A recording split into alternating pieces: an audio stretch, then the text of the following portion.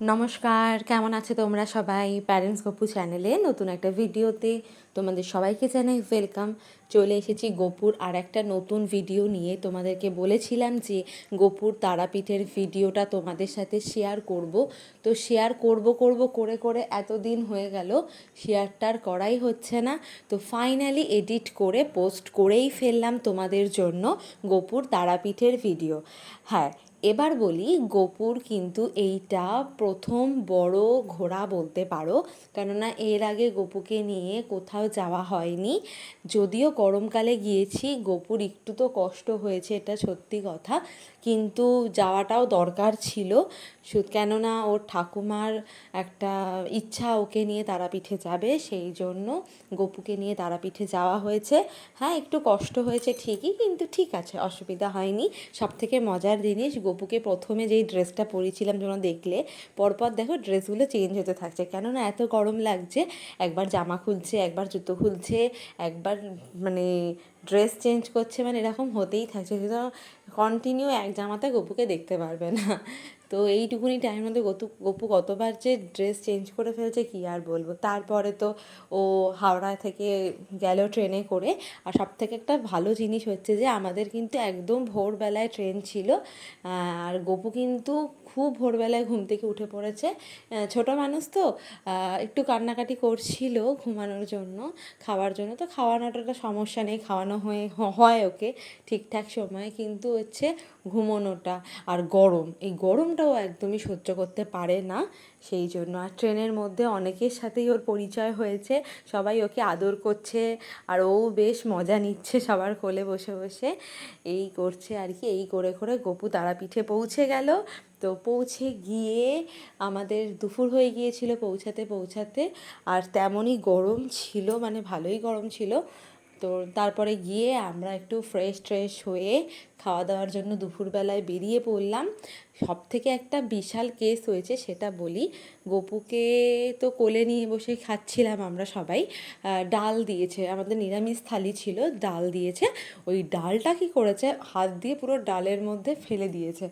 ভাগ্যিস ডালটা গরম ছিল, না হলে বিচ্ছিরি কাণ্ড হয়েছে। তো তারপরে খাওয়া দাওয়া করে আমরা সবাই রুমে এসে একটু রেস্ট নিলাম। নেওয়ার পরে গপুকে নিয়ে আবার বেরিয়ে পড়লাম পুজো দিতে। আমরা বিকেলবেলাতেই পুজো দিয়েছিলাম। সব থেকে একটা বিশাল ব্যাপার হচ্ছে, গরমে ওখানে একটু ছোটো স্পেস, তোমরা জানো, সেই গপু একদম ওখানে থাকবে না, কান্নাকাটি, চিৎকার চেঁচামেচি, মানে ও এত জোরে জোরে চিৎকার করে কান্নাকাটি করছে যে সবাই আর কি কী হলো এরকম একটা বিষয়। তারপরে সবাই বললো যে না, তুমি আগে যাও, কিন্তু ব্যাপারটা হচ্ছে যে ওই তো ছোটো স্পেস, আর ওরমভাবে তো আগে পরে যাওয়া যায় না। তো নির্দিষ্ট সময়ে যেতে হলো, কিন্তু গপু কিন্তু খুব কান্নাকাটি করছিল। এমনকি তোমরা দেখলেও বুঝতে পারবে যে গপু কাঁদতে কাঁদতে ঘুমিয়েই পড়েছে, এই দেখো।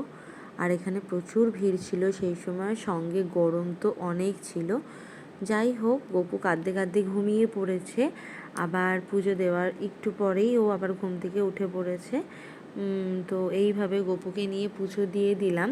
তারপরে পুজো দেওয়ার পরে সন্ধে হয়ে গেছে, মানে সন্ধে নয়, সন্ধ্যের থেকেও বেশি, ওই 7-8টার বেশি হবে হয়তো।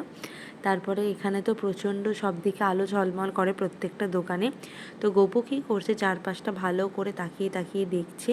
আর গপুর জন্য কিন্তু বেশ কয়েকটা জিনিসও আমি কিনেছি, সেটা নয় পরের একটা ভিডিওতে দেখাবো, আপাতত মুখে বলে দিই। একটা করতাল কিনেছি আর একটা কুকুর কিনেছি, ওই যে মাথা নাড়ানো কুকুরগুলো হয় না, সেটা। ব্যাস, তারপরে খাওয়া দাওয়া করে আমরা রুমে যাব, কেননা পরের দিন ভোরবেলাতে আমাদের ট্রেন আছে। তো এই যে পরের দিন ভোরবেলায় আবার আমি ভিডিও করতে বসে পড়েছি গপুকে নিয়ে, কেননা আমাদের গাড়ি ছেড়ে দেবে রামপুরহাট স্টেশনের উদ্দেশ্যে। তো কারণ ওখান থেকে ভোরবেলায় ট্রেন আছে। তো গপুও দেখো আমাদের সবার সাথে ভোরবেলায় উঠে পড়েছে, আর গাড়িতে আবার ঘুমিয়ে পড়েছিল। এখন ফের আবার দেখো ঢুরু ঢুরু ঢুরু চোখে কীরকম করছে। আর আমরা কিন্তু রামপুরহাট স্টেশনে পৌঁছে গেছি। আর সবথেকে বড় কথা, সেদিনকে খুব বৃষ্টি হয়েছে, ঝড় বৃষ্টি হয়েছে, সুতরাং ওয়েদারটা অনেকটা ঠান্ডা হয়েছে, ওই জন্য গপু আর ঘুম ভাঙে না। হা। ব্যাস, কি শান্তির জীবন এখন। তারপরে তো আবার পড়াশোনা শুরু হবে, বকা ঝকা, সে আর এক কাণ্ড। এই যে আমরা স্টেশনে চলে এসেছি গল্প করতে করতে, আমাদের ট্রেনও ছেড়ে দিয়েছে। এইবার আমরা যাব বাড়ির উদ্দেশ্যে। তো এই দেখো ট্রেনের মধ্যে গপু আবার তাণ্ডব শুরু করে দিয়েছে, দুষ্টুমি করছে, কান্নাকাটি করছে, মানে কখন যে কী রূপ ধারণ করছে আমরা সত্যিই কনফিউজড, মানে ও যে কী চায় কখন সেটা বুঝতে পারি না। এই ভালো থাকে, এই আবার কেঁদে ওঠে, মানে যাচ্ছে তাই কাণ্ড করে। এই যে এখন বাবার কোলে বসে আছে, পাশ থেকে জানলা দিয়ে যাচ্ছি, পাশে জানলা দিয়ে ওই ট্রেনের লাইনগুলো থাকে না, ওগুলো দেখা যাচ্ছে, সেই দিকে হাঁ করে তাকিয়ে আছে। ব্যাস ওইটুকুনি করার পর আবার কান্নাকাটি শুরু করে দিয়েছিল। ওকে ড্রেস চেঞ্জ করে দিয়ে ফের এবার আমি নিয়ে দাঁড়িয়ে আছি গপুকে। এবার দেখো এখানে তাকিয়ে তাকিয়ে সব এদিক ওদিক দেখছে, আবার এই যে ভিডিও করা হচ্ছে সেটা আবার বুঝতে পারছি, ওই জন্য ক্যামেরার দিকে হা করে তাকিয়ে রয়েছে দুষ্টু বুড়ো। যাই হোক, এই করে আমরা হাওড়ায় চলে এলাম। হাওড়া থেকে আমি আমাদের বাড়িতে যাব। তো এই ছিল গপুর কিন্তু তারাপীঠের ভিডিও, তোমাদেরকে যেটা দেখাবো বলেছিলাম। তো গপুর তারাপীঠের ভিডিও তোমাদের সাথে শেয়ার করলাম। তোমাদের কেমন লাগলো অবশ্যই কিন্তু আমাকে কমেন্ট করে জানাতে একদম ভুলে যেও না। মতন ভিডিওটা এখানেই থাক, দেখা হবে পরবর্তী নতুন আর একটা ভিডিও। ততক্ষণের জন্য টাটা, বাই বাই, আবার যেন দেখা পায়।